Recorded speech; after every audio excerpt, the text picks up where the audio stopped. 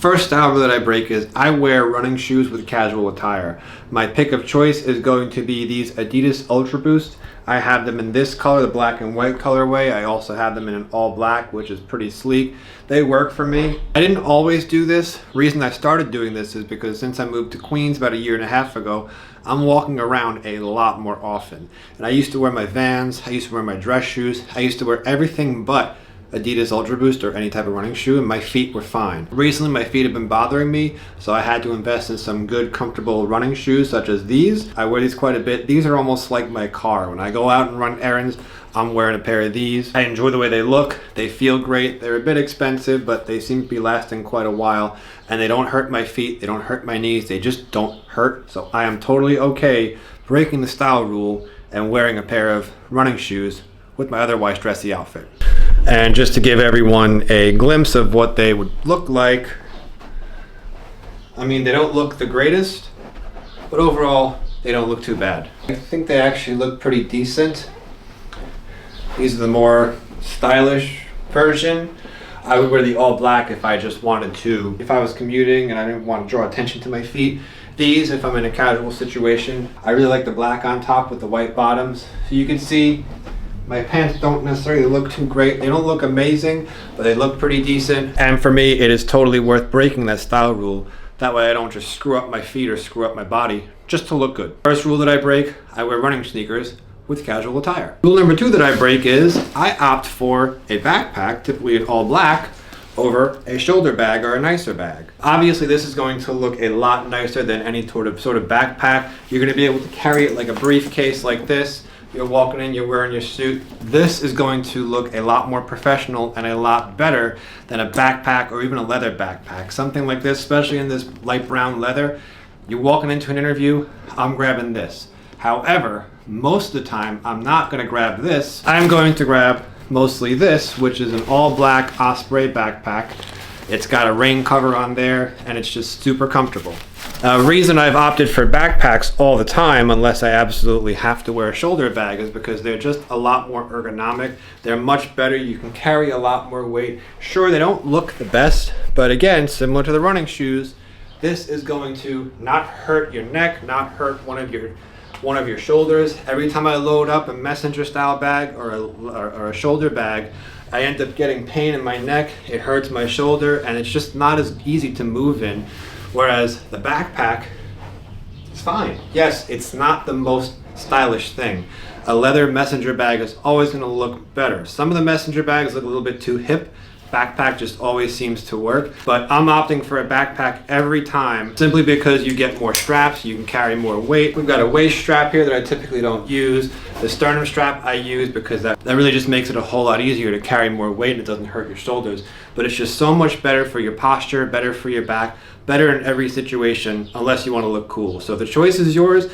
You either look cool and be full of pain or look slightly less cool, but you feel great. A couple things I would mention is if you are going to wear a backpack, I think you should wear a backpack. Opt for an all black one, or you can opt for something like this in gray. This is not a backpack, but the Peak Design does make this in backpack form. This is just a small camera bag.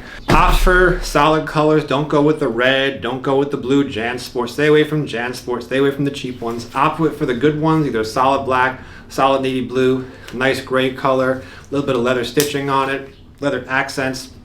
The sternum strap is a must. I won't buy a backpack without a sternum strap. I even wear a backpack over a sport coat like this. I do this routinely every time I go into my office in Manhattan. I throw this on. I just make sure that the lapels fold over the backpack. That way it doesn't absolutely kill the look of the sport coat. And boom, it's comfortable. It doesn't look like it's killing the absolute style from the sport coat. It's comfortable. It's good for me. I'm not going to hurt my back. I'm not going to hurt my neck for the sake of just looking good and looking stylish. Should you do this with a suit? Be careful if you do this with a suit, because the reason backpacks are not good for clothes because they could actually wear away right here. So you just want to make sure that you don't start wearing away. If you have one single suit, I would not do this with a suit. But if you have multiple suits, maybe you have 2 or 3, I would just say don't do it with your best suit. Do it with your more casual suits. I typically only wear a suit when I go to weddings, or that's pretty much it. Every other time I'm wearing a sport coat, depending on the season. I have a linen one, I have a heavier one. This is another one that's kind of like an all season. Been doing this for quite a while, and Shoulders look totally fine. They're not wearing away. It is more of a casual fabric, so probably more durable. So another style rule I break, opt for a backpack over a shoulder bag 99% of the time. The third style rule that I break is I opt to wear an Apple Watch over my trusted Seiko SKX. Now this is a great watch, the SKX. I absolutely love it. Had it for a couple of years. However, almost all the time, I end up wearing my Apple Watch just because my Apple Watch is lighter weight, it's more comfortable, it always tells the right time. I leave it on this nice, I don't know what you call it, but I leave it on that nice face. It looks nice and dressy. It doesn't look like it looks more like a traditional watch, leaving it on this face. The date's always correct, the time is always correct, and I always like to track my heart rate as I'm going throughout the day. And the Apple Watch is more convenient because you can just spot check your weather. If someone sends you a text, you could just look at it right there. Reminders pop up. It's just one less thing. I mean, that's the reason why we all started to wear smartwatches, is it's one less thing you got to take your phone out of your pocket for. You can just look real quick. But mostly it's lightweight, it's more comfortable, it always tells the right time, it always tells the right date. My Seiko, if I don't wear this watch for a little while, I have to reset the time, and I don't even bother setting the date. The date is showing, I don't even bother setting the date because it's 31 days, you have to like wind it all the way up. I'm not dealing with that. I'll just look at my phone for the date. This one just seems to work. It's especially going to the gym, just moving around. It's just nice to be able to track your heart rate and track how long you know, all the fitness stuff is pretty cool too. I would say opt for, if your wrist is big, opt for the bigger ones. I don't know, 6 feet tall. I don't know the circumference of my wrist, but I have the 44 millimeter version, and I just got it in this solid blue rubber strap. Seems to be working. You can go ahead and you can get the Apple Watch in, the world is your oyster. There's so many choices on Amazon that you can look at. You can get leather bands, you can get steel bands. I typically just rock it with this. And then I have a stretchy nylon one that I put on. I think it's nylon.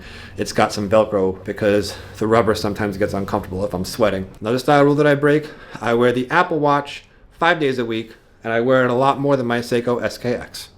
Love them both, but I wear this one more. All right, the fourth style rule that I break, fourth, who's counting, is I wear cotton athletic socks with dress shoes over dress socks. Now I typically do this almost all the time, except for if it's in the summertime and it's really hot. If it's super hot, you want to get super thin socks. These particular athletic socks, I live by an airport, planes going by right now. These particular dress socks, they go all the way up to my knee, that way they don't fall down. But they're a little bit much to wear all the time. I usually opt for the cotton athletic socks. I go in this gray color. I used to get them in navy as well.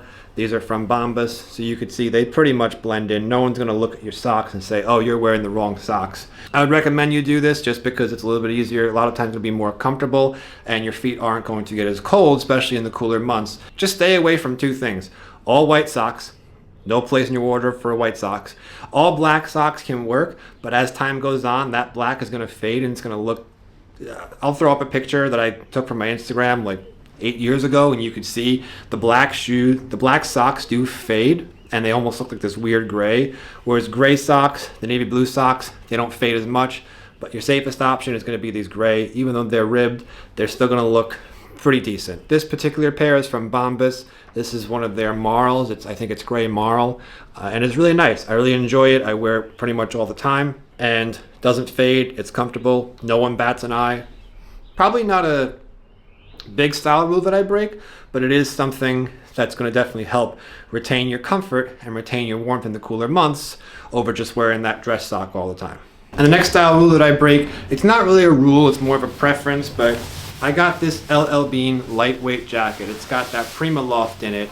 I really enjoy wearing it. I pretty much wear it. We're in tail end of May going into June 2023 at the time of filming this video, but I wore this thing basically all the way up until April. Even if it gets a little bit cool outside or cool here in the apartment during the day, I'll throw this thing on all the time over one of my merino V-neck sweaters because the V-necks are just a lot to put on. I don't have any hoodies. I don't have any indoor sweaters. I just wear this. And I've had some people comment and say, are you outside? I say, no, I just really enjoy this jacket. I like the dark blue.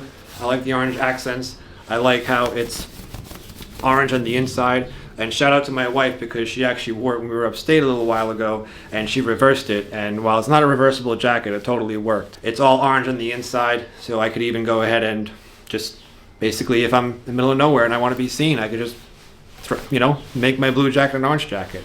So this is more of just like a preference, but it's just so much easier. And I'm super glad that I bought this. So I do rock this inside, outside, pretty much whenever I'm a little bit chilly in the apartment. And bonus tip, if you can actually see, I have those two top buttons unbuttoned. I am actually wearing a V-neck undershirt, so you really can't see my undershirt. What I do sometimes, I do this more in the fall and winter, I do it sometimes in the spring and summer, I end up wearing a t-shirt and then a long sleeve shirt like this over it. All right, so I've got my navy blue t-shirt. I have a lot of these. These are my favorite t-shirts to wear. I'm gonna grab my flannel and show you guys what I do. If it's fall or winter, I do this with the flannel shirt. Just throw it over, I leave it open, I roll the sleeves up a bit unless it's pretty cold, then I roll the sleeves down, and this is pretty much how I would wear it. Belt does not match the shoes, but whatever, this is for educational purposes only.